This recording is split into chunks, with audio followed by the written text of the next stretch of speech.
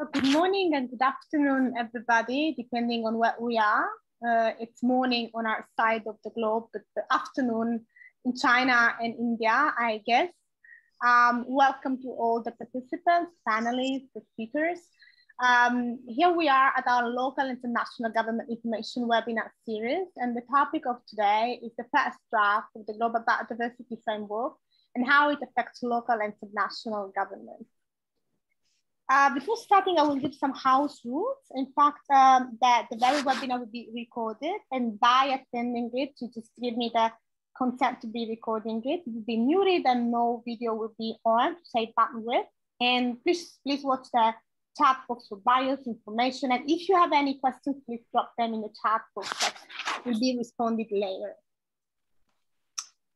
Next slide, please. Next slide. Thank you.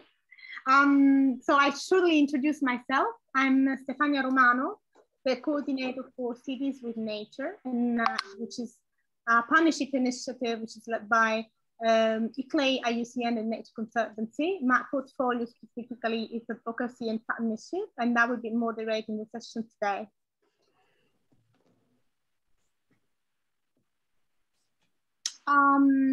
As you can see here, ICLEI is member of the Global Task Force of Local and Regional Governments.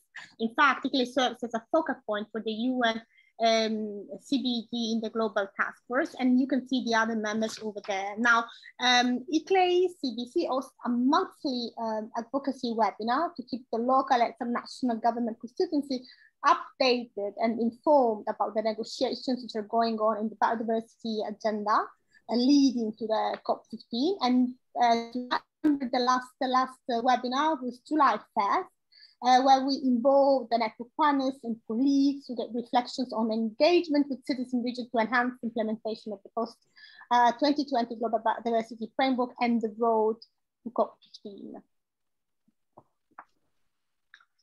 So that's where we are from the beginning of the year, and that's where we are just leading to. As you can see, today is the 5th of August. No September webinar will take place because of the IUCN World Conservation Congress. The one in October still pending because of the COP15 date, which is still not defined, and no webinars in November and December. So this is our agenda for today. After my introduction, I will be giving the floor for the presentation of the post-2020 Global Biodiversity Framework to Ingrid Schutze. We just present us where we are and where we are just aiming at getting towards the implementation of the framework itself. And we get inputs and insights from regional perspectives, specifically from South Asia, from Africa, and from East Asia. And here we have our speakers. Ingrid Schutze, she's the Director of Biodiversity, Nature and Health at ICLEI Cities Biodiversity Center in ICLEI Africa.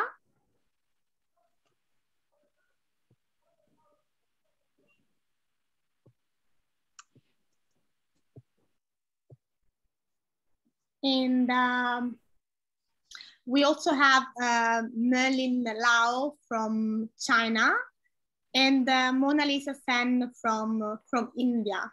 Now, we're very happy that Ingrid starts a presentation about the Global Biodiversity Framework, which in fact was released the last July 12. And we're very interested in learning about the new global framework for managing nature through 2030, and which is like en route on the way towards 2050. So learning about the 21st targets, the 10 milestones, the theory of change, the partnership and the implementation. So Ingrid, the floor is yours before starting the panel discussion. Thank you. Thank you so much, Stefania. I'm not sure what happened there. We had a slide that seems to have disappeared into cyberspace. I'll try and find it a little later. But just to say, it's really lovely to be here again and have Stefania moderate for us. I think, we're at a very historical point in this whole roadmap. It's been a long journey from Egypt in November 2018. We had hoped to have concluded this journey already in 2020, but as a result of COVID, we are still here. And I think that although it's been a much longer journey, one of the benefits of this journey is that it has given the global community, and specifically also those of us that work in the local and subnational space, a lot more time to really mobilize and to have a really good and strong impact, and to ensure that the level of ambition is raised. So you can see here where we are on our roadmap. This is really just sort of contracting it all in from a lot of detail into just the highlights.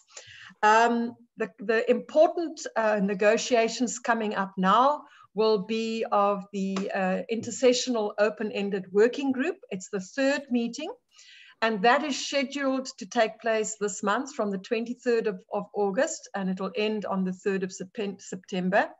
It is taking place as a virtual meeting, which means although there will be a lot of negotiation and discussion and debate and a lot of focus on the contact groups, they will not develop the L documents.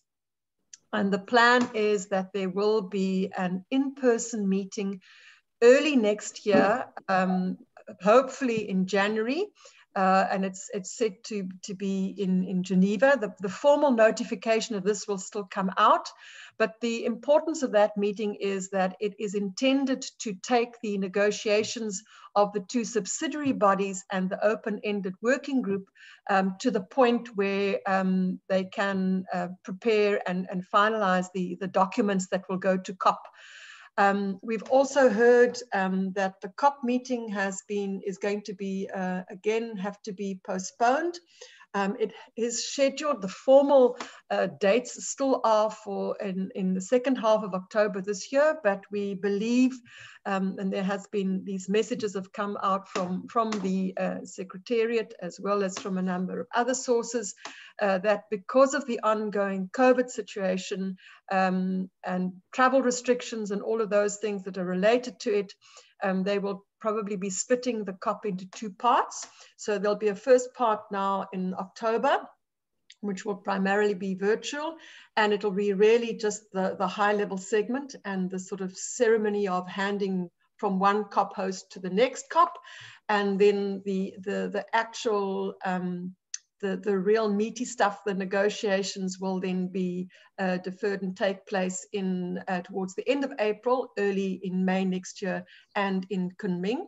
And then, of course, a big one on the calendar is the IUCN World Conservation Congress, which is taking place in September, and there will be a local action summit and a couple of other events that are specifically focused also on local and subnational governments, and ICLEI is very involved in all of these together with some of our other partners such as WWF, etc. And then just the last thing that I just want to highlight is that the 7th Biodiversity Summit of Cities and Subnational Governments, which is one of the official parallel events to the CBD COPs always. This is the 7th time we're doing it. This will also be postponed now into April next year.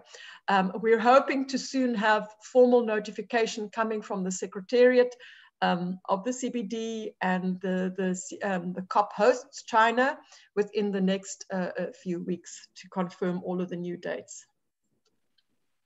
So what I want to do now is really just give you a bit of a whistle-stop tour into the draft one of the post-2020 Global Biodiversity Framework. And I think the important thing to mention here is that, you know, looking at it, the first draft, and comparing it to the very initial sort of concept, and then the zero draft, it's really very gratifying and commendable to see that the recognition afforded to local and subnational governments has really strengthened. It's very much embedded in the new draft, and I think that this is, on the one hand, evidence of how the CBD parties recognize that local and subnational governments are a constituent part of government with their own mandates and jurisdictions, but also important contributors as being part of government in delivering on the ambitions in the goals and in the targets at a local and subnational level, whether it's the sort of the city or the rural areas in the provinces and the states, and the recognition that collectively those contributions are instrumental also and really important to the successful implementation of the new global biodiversity framework. I think the other thing is it's also testimony to the very active participation of cities and subnational governments through things such as the post-2020, the various regional post-2020 workshops and webinars that have been held throughout this period, but specifically also the Edinburgh process, which, as you know, ICLEI, along with our partners such as Regions for Sustainable Development, the European Committee of the Regions, the group of subnational leading leaders for the Aichi biodiversity targets, and various state and subnational governments have been partners and been really instrumental in mobilizing and getting the contributions from subnational governments. So what we have here, you can see just very in a sort of a highlight, is to see that the sort of the mission and the milestones and the goals all they serve as building blocks to this vision, the 2050 vision around living in harmony with nature.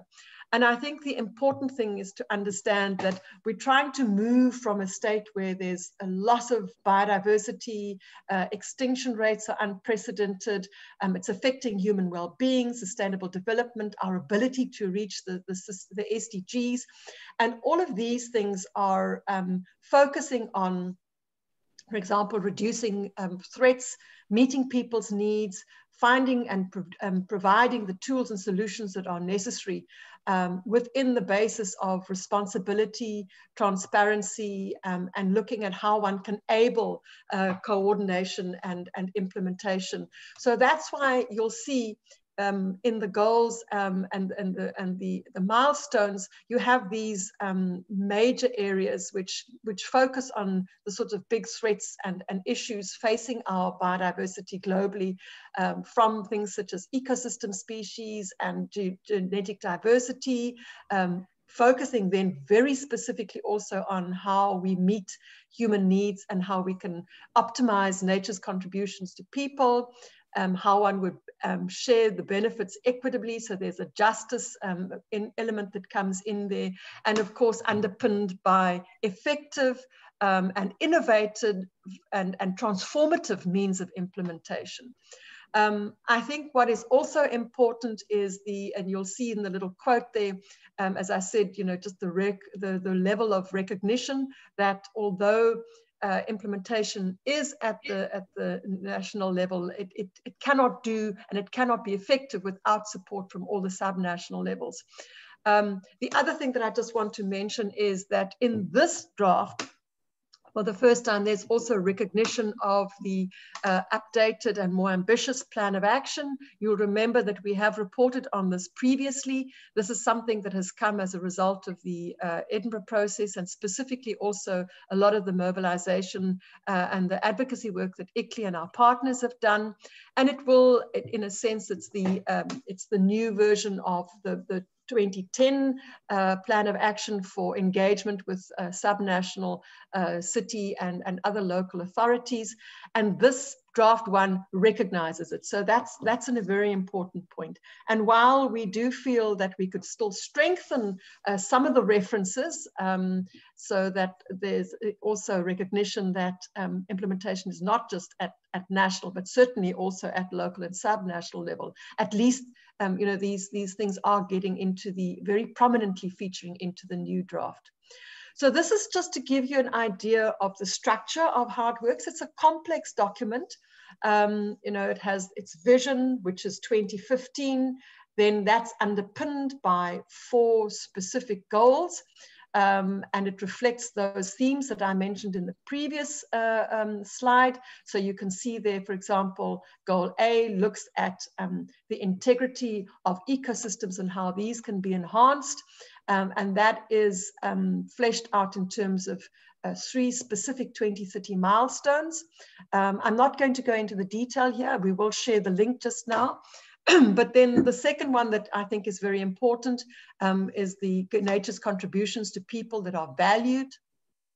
And then, of course, you know, there's one around benefits and equity, and also about the gaps between information, etc. So just to say again that all of this, if you look at the bottom of the slide, is underpinned by the theory of change, which builds on the concept of the whole of government and the whole of society. And in the little quote on the left of the slide, you know, the important thing that I want to highlight there is this concept of a participative and inclusive approach, so that you look at specifically government as a complex unit comprising of different levels and then, of course, different sectors. So it's vertical and horizontal integration. Then this lastly, just to highlight some of the action targets. There are 21 of these action targets that are clustered into 3 groups. Again, repeating those themes that I referred to earlier: threats to biodiversity, meeting people's needs, and tools and solutions. And on the right hand of the screen, the slide, you can see some of the targets that I've highlighted there. These are targets that are not specifically necessarily referring to cities and subnational governments, with the exception of one, and I'll get to it now. That's target 12 and then target 14. But what is important to note is that there are many targets which either impact on the functions and the management and the operations of cities and subnational governments, or on the other hand, where the activities and the actions taken and the decisions made by local and subnational governments will influence the ability to meet those targets. So, for example, the issue of having 20% of degraded ecosystems under restoration. We know that if at the city level we have wetlands or mangroves or forest areas that are severely degraded, there's a lot that happens already at city level and can continue to happen by restoring those ecosystems and then you know, utilizing things like green and blue infrastructure, etc. That's just one example, and there are many more. The pollution one is another example. People encouraged to take responsible choices around reducing waste and overconsumption of food. Cities play a huge role in awareness raising and incentivizing more sustainable lifestyle choices.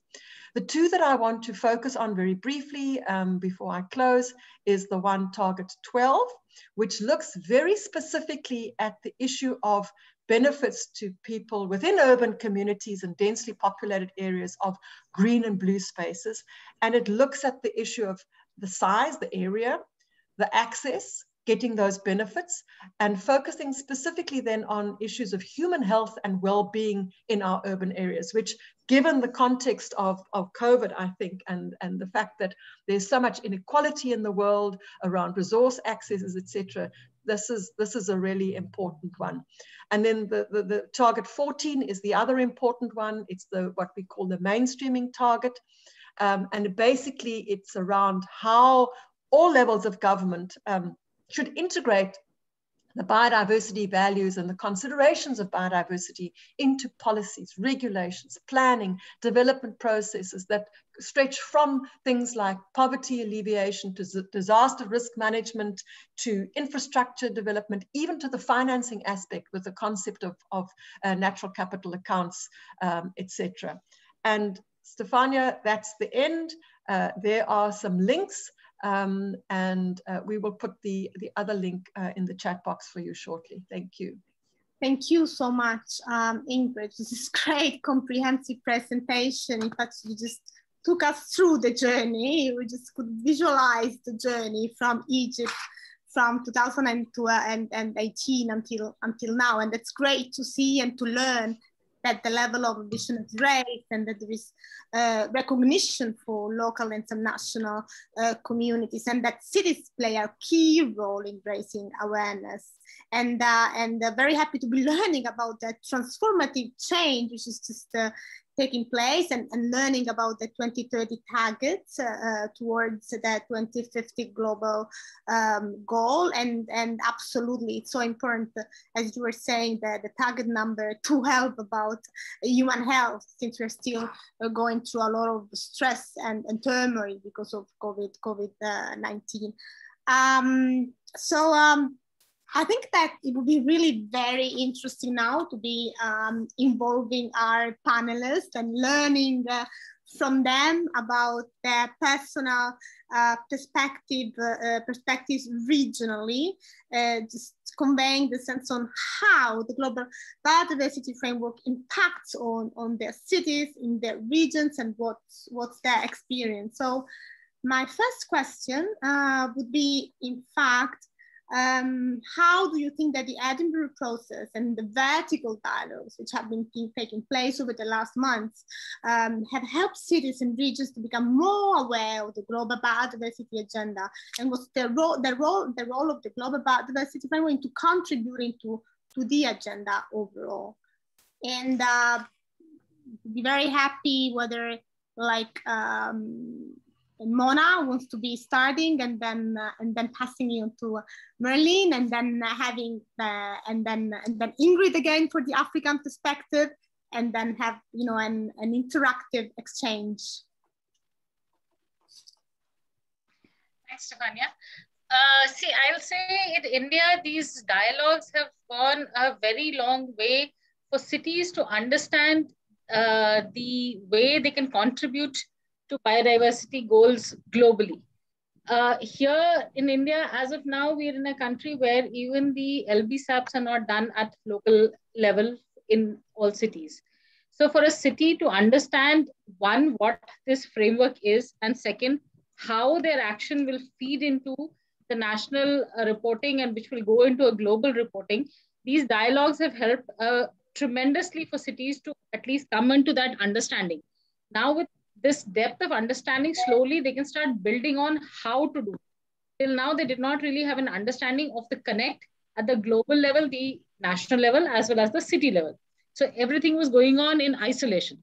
The consolidation of this is what these dialogues are helping cities to understand, and then come together and report their action also at the national level, so that together the report can go to the international level, wherein it'll make a greater impact in understanding how these targets are being achieved, or if they're not being achieved, whatever is the lacunae. So I would say these dialogues have opened up that kind of a discussion, that kind of a learning, that kind of a chapter for cities and India. Great. So very positive response currently, specifically from the vertical dialogues who have been impacting and help cities to be understanding and reporting accordingly. And Merlin, what about China? What about your part of the globe? Actually, I think back in last month, we organized together with the Scottish government one of the first Edinburgh Declaration dialogue in China. So as some of you may know, I mean, China is a really top-down government. So in essentially, I think the local government did not know how they contribute, how or like in what sense they can contribute to a global process on biological diversity. So from our observation in that like a joint event with the Scottish government, first they know actually the subnational governments are voicing out their voices, and also like some of the pathway. I think Mona also touched upon like the LBSAPs, and I think Chinese local governments, some of them they did it in the past, but it's very like scattered. So in a sense that sometimes it's requested by the national government, or maybe they take reference. Now with our observation is like if you have a continuous mainstreaming dialogue at the subnational level, it will be really supportive to the Chinese local municipalities to join such international initiative. Indeed, after I think the webinar that we organized with the Scottish government, we received a couple of let's say clarification and interest questions regarding joining the Edinburgh Declaration from some of the Chinese local governments. Of course, they still need to do reporting, but the interest is created there. So pause it for now. I will come back. So great to learn about the webinar with the Scottish government, and that some national governments are now getting a voice and they are getting to the dialogue to express their own concerns and issues and then how they can just move forward on the global biodiversity agenda itself. So very positive answers, I would say. And Ingrid, very happy to learn about Africa, South Africa specifically. You have been so much into the negotiations. I've seen you so many times into, very committedly giving your voice and contribution to the negotiations. So please let us know. Thanks, Stefania. And it's interesting listening to both Mona and Merlin to just hear how it's been articulated and received and responded to so differently in different parts of the world. You know, in my own country, South Africa, we have quite a unique constitution in that all three levels of government are autonomous. So they have legislative and executive powers. It's very well structured so that it doesn't conflict, etc. But you know, although it's a very decentralized system of government compared to some others where we have a more centralized system, it was so interesting to note that there was still, in the dialogue process held here, there were some of the municipalities that hadn't really heard of the CBD or these negotiations. And what to me was so interesting, what came out of it, is that a lot of it had to do with capacity levels often at the lower levels of government, that although there were structures and there were, you know, information sharing opportunities and communications filtering down from national, particularly the smaller municipalities just didn't have the capacity because they wouldn't necessarily have a biodiversity expert. They may have an environmental expert who also does waste and air pollution, etc. So that was the interesting thing. And for them, it was a real eye-opener to see that the work that they do in their ordinary day-to-day management of the city, whether it's how they collect waste or how they ensure clean water or how they manage their parks, that this is something that can potentially contribute to reducing further biodiversity loss, to restoring ecosystems, and then collectively making a contribution to global targets. And I think that that's also an important message, you know, that they really didn't understand that they had a role to play here and that they were already doing something and that they just needed to focus it more, whether, as Mona says, it was by developing local biodiversity strategies and action plans, or whether it's going for targeted green infrastructure and, you know, nature-based solutions that can help with air cooling and those sorts of things. So I think that it's really been important. And I think that a lot of this has to do with the fact that cities look, we know that cities and provinces are not the signatories to these big international conventions, whether it's the climate change one or the biodiversity one. And I think that within the biodiversity space, what is interesting is the history of how cities have become involved. It was something that goes back for more than a decade.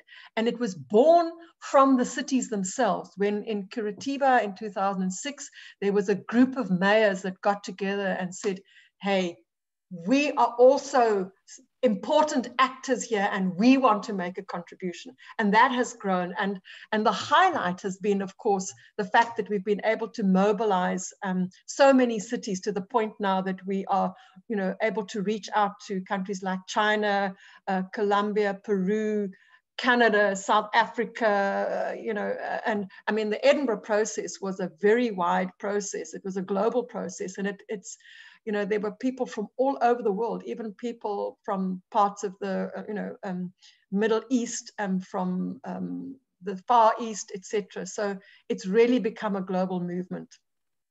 That's so interesting, so fascinating, just to be learning how from just, having mayors voicing it 2006, we want to be part of the process. I mean, look at where we got now. I mean, like in Africa might be a capacity problem issue now, but it's increasing, it's improving, it's becoming more and more part of the process. So very interesting. Thank you so much for your feedback and insights, the three of you. And then I will get to my next question, which is like, do you think that the draft one of the biodiversity framework addresses properly citizen regions, and do you think that there is like any shortcomings, anything that might be missing there, or improved or tweaked or refined? I will start from China now. Marilyn, up to you. Yeah, first, I may not be the actual expert, as I did not get involved in the negotiation process, and actually my director is having more insight on that.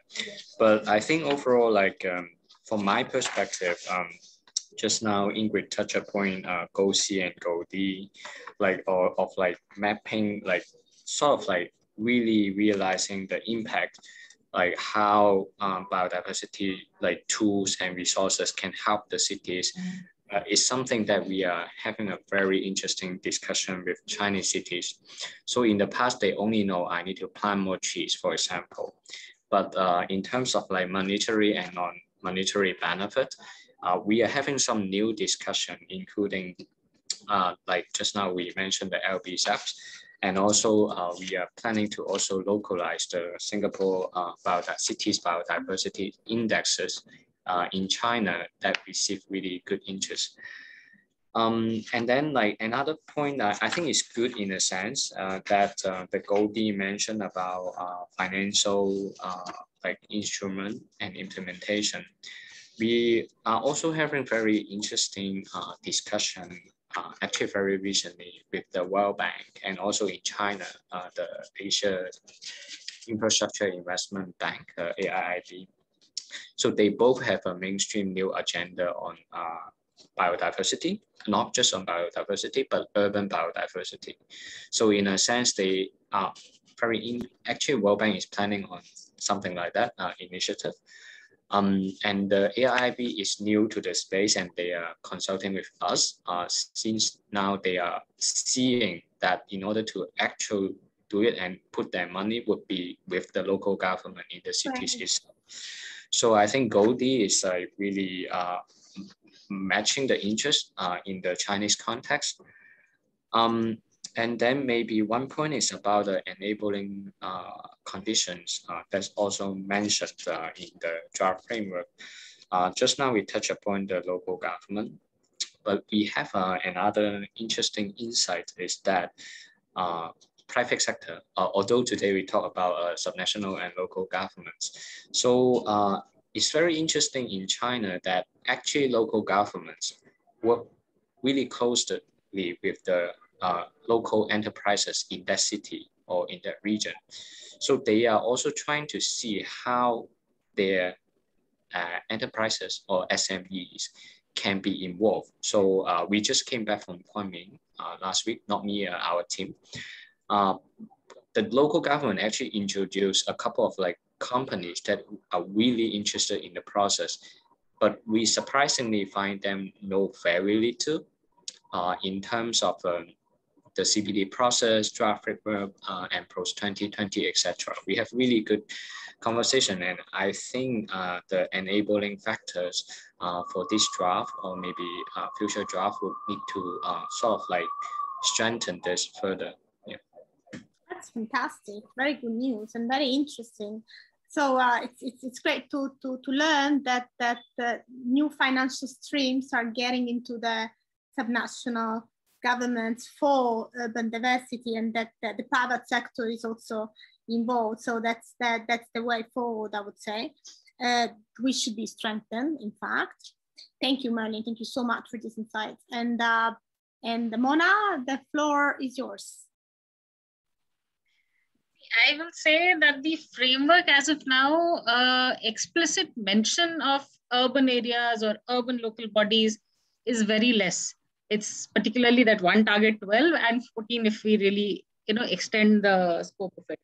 So that is one thing which this framework is still lacking, because we are talking of action at the local level, wherein if we don't explicitly talk of what and how the local governments can do things, it's going to become very difficult for local governments, at least in my part of the world, to be able to contribute to this framework, because they don't see it under their jurisdiction or their mandate if it is not put down in paper very clearly.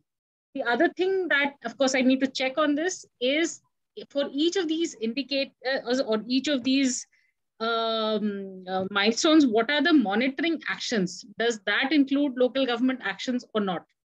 If that is not there, the whole framework will fail, because if in the monitoring framework there is nothing for local governments to contribute to, slowly local governments will lose their interest and the cohesion will just fall apart.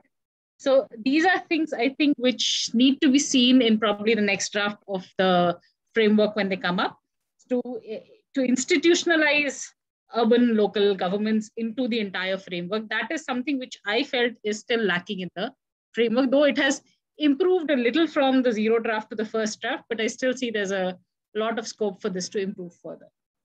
Right, so there are like slight shortcomings which should be addressed, and taking notes, and happily there would be a way to be addressing it somehow in the negotiations, which would follow up. Very interesting. And Ingrid, about South Africa specifically.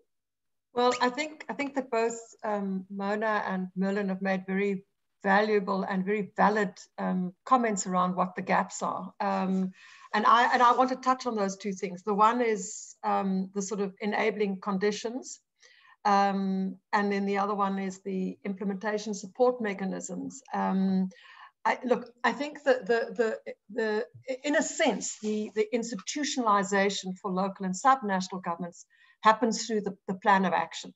And there is a reference to that, which is a great plus point, because you need to have it embedded in the framework. But I do agree with both Mona and Merlin that we can make it a lot more ambitious. I mean, just for example, Mona referred here at the end to the whole thing about monitoring. There certainly our initial comments had been that the whole idea of local and subnational governments their contribution should be recognized at the level of reporting and monitoring and evaluation, that you sort of aggregate that up into the country reports. And we were sort of talking about the language of urging parties to ensure that what happens on the ground level, local or subnational, is captured in your monitoring and review mechanisms. The wording here is encourage, and that's a lot softer, and that doesn't really give the impetus, and as Mona was saying, the mandate. So that is definitely something that I agree that we need to strengthen. And the point about and I think it's something that you will find globally, that countries, the local and subnational governments that feel this. I think the other thing that's really important is that, and Merlin touched this around the capacity issues, the tools and resources.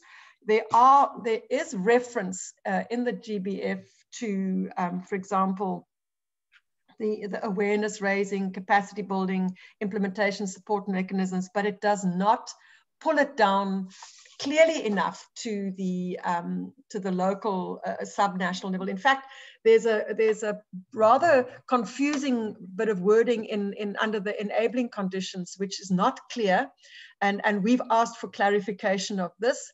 It does mention subnational governments, cities, and other local authorities, but the actual articulation and how that's framed is a bit fuzzy. So that is something that I think we need to strengthen.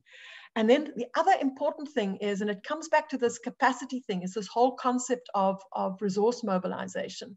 And there needs to be, I think, a lot stronger wording around that the parties, the national government, should specifically support resource mobilization also at the lower levels of government and capacity building. And that when, for example, at some point it talks about establishing targets, national targets. What I would like to see there is the recognition and the incorporation of the lower levels of government in the setting of those targets, and then of course in the implementation and reporting against those targets. But yeah, I mean, these things are always a compromise, but I think that I agree with my colleagues here, we could strengthen it. So enabling conditions, institutionalizing, referring to the plan of action, but then giving a focus on reporting and reviews and on tools and resources which are not clear enough. And then the key topic and issue is resource mobilization. So a lot to be done still, huh? And then naturally, the next question that would come up to me is like, then when we just pass on from the phase of drafting, writing, and submitting the draft paper to implementing it, then what would you see as the challenges? And maybe Ingrid, you want to start here first? Yeah, and just briefly, because in a sense, I think the previous discussion led into this challenge. Yes. Certainly in my country, it's all about capacity, and with the capacity, so it's not just numbers, it's also the skill sets of people, the competencies of people, and Mona referred to it just now around that they actually need to be mandated, that those sorts of things need to be clarified. And in a sense, we need to empower our lower levels of government. And the other one is the sort of the means that we have for implementation, be these tools and resources, be this funding, whatever. I mean, I think the whole thing about funding is major, because we know, and it's the same in the climate space, but we know that it's hard for cities to access funding, and we need to open up. I mean, Merlin referred to some amazing examples from the World Bank, but there's the private sector, there's the insurance sector, there's the donors, etc. And those things need to be opened up. And I think that, this what the CBD has done around the recognition and bringing on board cities and subnational governments is unique within the Rio Conventions. But I take the point that Mona made. If we really want to make this successful and not just a piece of the concepts and the ideas on paper, we need to take that next level and sort of up the ambition. Thanks. Yes, so capacities from your side. Thank you, Ingrid. And Mona, what do you think are the challenges into the implementation phase from your point of view? The thing is, issue will be, again, capacities. In India, apart from, say, probably one, there is no other local government where there is anyone with a background of, say, forestry or ecology in the urban local body. So to implement such a framework, you need people who have such a background, or train the people who are just engineers to have a little more environment or biodiversity background. So it is that kind of capacity building which will be extensively needed. And another thing which will need to be seen or inbuilt into all the city engineers is how urban services like water supply, sewerage, etc., connect with biodiversity and nature-based solutions, and how ecosystem service can be integrated to urban services. Till that integration point is not understood, these two will keep running in parallel and not really meet anywhere.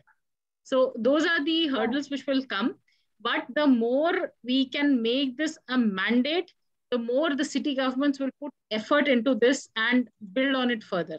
Like I was saying earlier, in Ingrid, Merlin, everyone's agreeing that it should be more like a mandate than just left as a a more, you know, simpler or a language wherein it's not really brought in as a mandate. The more we bring it as a mandate, the cities will be forced to look in for such capacities or trainings or such people, and then go in for further integration. So I would say it's, again, capacity building, which is needed, and that will come only with a lot of regulations and mandates which come in and giving recognition to the work which any city government is doing at the national level. So India has started some of these actions and they are showing some good results. These need to get built on further so that the framework is adopted very easily across all local governments in the country and not just the few leading cities. Thank you. So again, capacity, specifically capacity building, integration, and recognition, correct? Yes. Okay. Thank you. And Merlin, can I ask the same question to you? Yes. Since capacity got repeated many times, I will skip that. Actually, I mean, particularly for the China or Chinese context, it may be a little bit different. So as I mentioned, there's a top-down government structure. So very first important if the post framework can have further connection between the relationship between national and local government. This will trigger back to the national planning from Chinese national government that they need to consider further. Local governments are important in this process. Otherwise, it's very difficult to bottom up from this perspective. So what we are trying to do is to walk parallel at the same time to discuss with the national government why it is important. And at the same time, I think in the Chinese context, they do everything by pilot, like pilot city, everything they do pilot.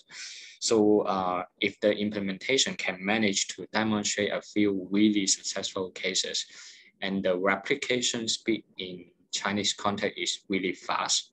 So it's like we really need good successful cases in the Chinese context. Some of the particular, for example, in Kunming, apart from the summit, they can implement some sort of like feasible result and they can see it. And finally, my point, I think it's also related political because in China, public-private partnership is already very common. So in a sense, but it's in other sectors, for example, like infrastructure, waste management, etc. But in the field of biodiversity or nature-based solution, sometimes people always have this mindset that it takes a long time to realize the result. So in a sense, the political leaders are not interested because they are not reporting to the people. They're reporting to the national government. So they need to see fast turnaround result. So it is where that we need to work hard to show that like where the time really pays off the result and the benefit. And with that, we can join more participation and successful implementation. Great, and that's again capacity building in a way. Like yeah, I try to not speak the word capacity. but that's the start. I mean, that's the key word. I should reiterate it. But capacity. So just making them aware that even though it takes a long time, still it's important to have them done in a way. So I think it's a very interesting discussion, and I would love to hear whether there are some, or to see whether there are some questions from the audience. And in the meantime, if not, if they are coming up, some questions from the audience, very much eager to be seeing whether there are questions, but still it would be great to be hearing from you, I would say, like last remarks overall about the discussion, about the framework itself, about your hopes, about your expectations, and please feel free to take the floor, whomever. Maybe I can kick it off, and it's about this this very important thing of reporting and monitoring and evaluation. So the Cities with Nature partnership initiative between IUCN, ICLEI, TNC, WWF, UNEP, etc., is developing what we call the action platform. And we're going to be announcing this platform pretty quickly. One of these days. I'm not going to give away any secrets there, but I think the important thing about this platform is that it is designed around the global biodiversity framework, and it's sort of customized for cities and subnational governments to make known and to share what actions they are taking. And it's essentially around giving cities the option of whether they want to just make a high-level commitment, which they can do, maybe sign up to the Edinburgh Declaration or something like that, or for those cities that want to dive deeper and actually get to specific targets, whether it's around restoration of mangroves or wetlands, or clearing alien invasive species, or introducing green or blue infrastructure, or ecosystem restoration projects, protected areas. It follows the sort of the template, as it were, of the action targets. And what is very important about this action platform is that it is something that is recognized as a mechanism, a platform within the plan of action, which will be adopted at COP and is recognized in the GBF to be the place where local and subnational governments can make known what they're going to do, and then it will have a way in which to monitor the progress individually for the city. And that is the sort of information that can be pulled up into the national country report. So I want to, just for those attendees here that are from cities, I want to say, watch the space. Please make those, when it's ready, when we launch it, we're in the test phase at the moment.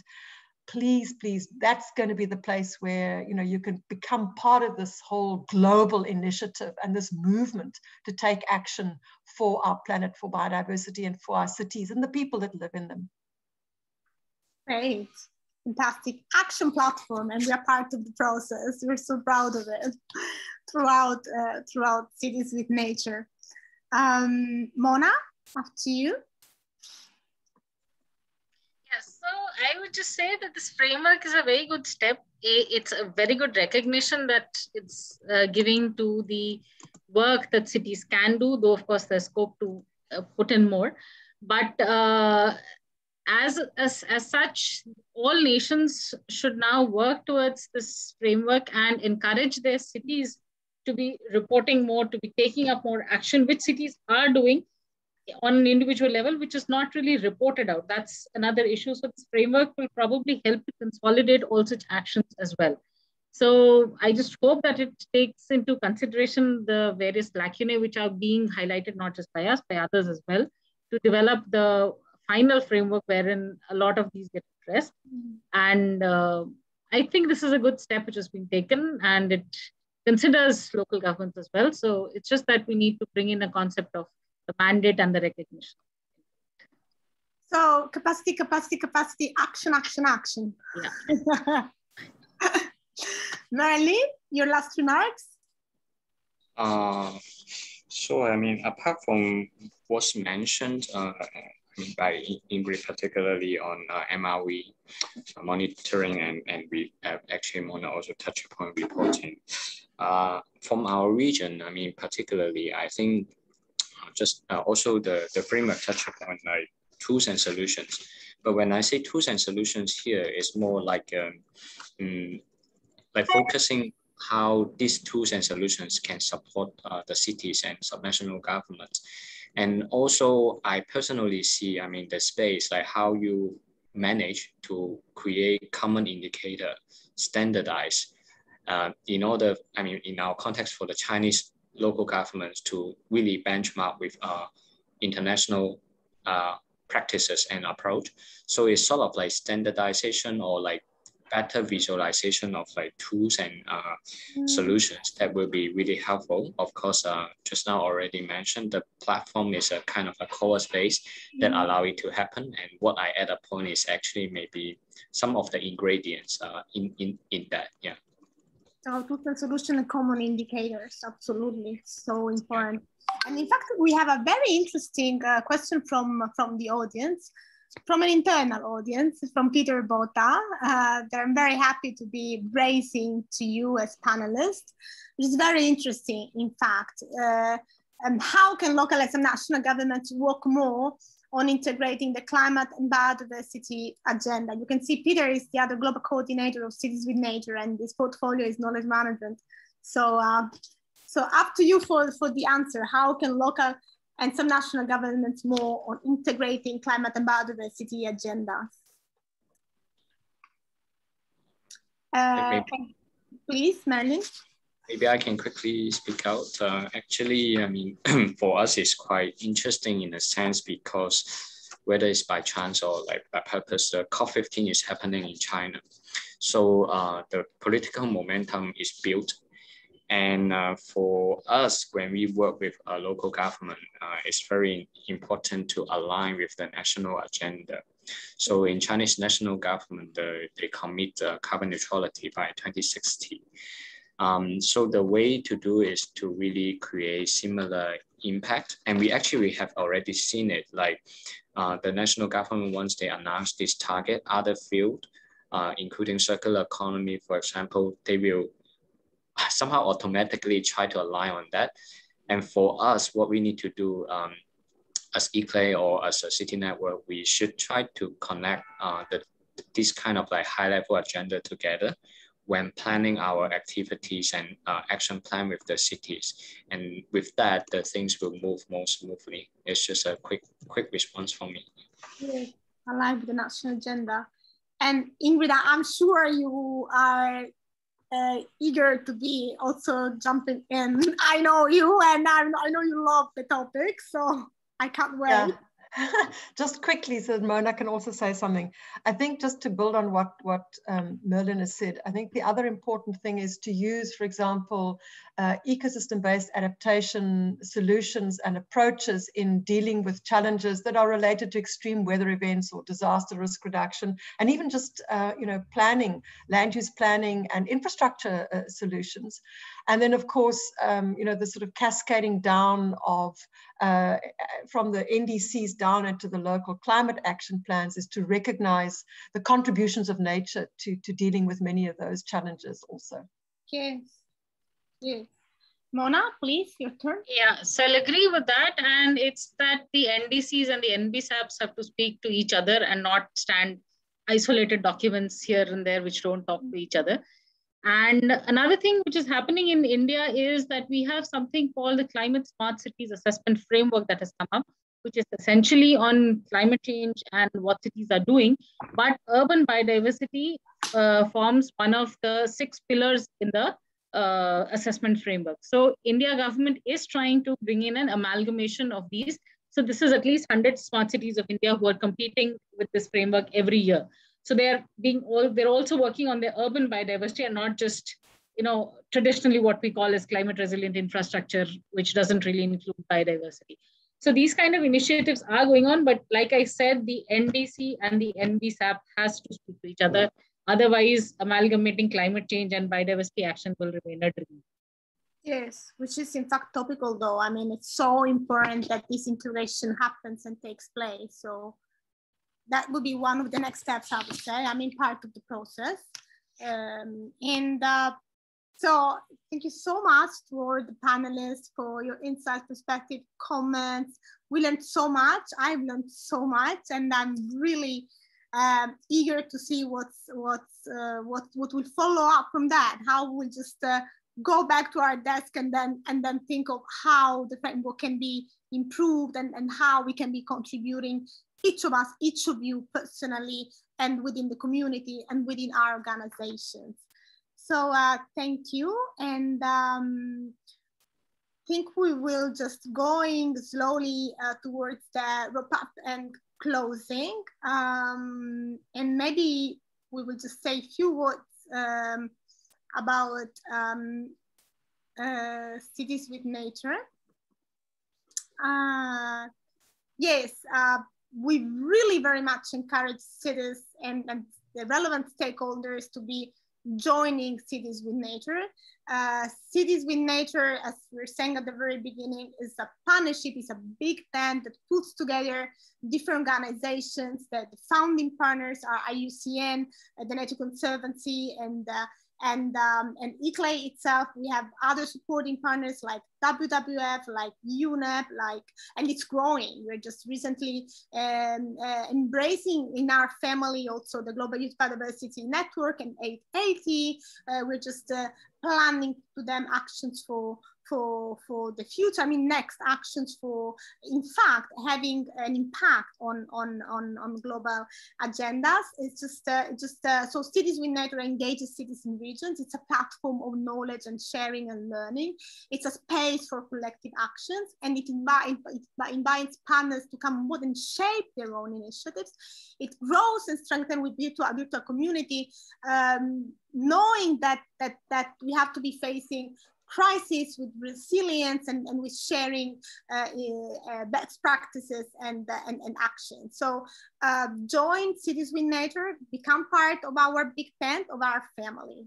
Thank you so much. And thank you for joining the webinar. The next webinar will be on the 2nd of September. All recordings will be Sorry, just that's an error. The next webinar is not going to take place on the 2nd of September. Right. You were saying at the very beginning that that's maybe most likely in October, most likely the next one in October, which has to be defined yet. But stay tuned and join Cities with Nature, and thank you so much. Thank you, Ingrid. Thank you, Lena. Thank you, Merlin. And thank you to all the people who were behind. Bye-bye.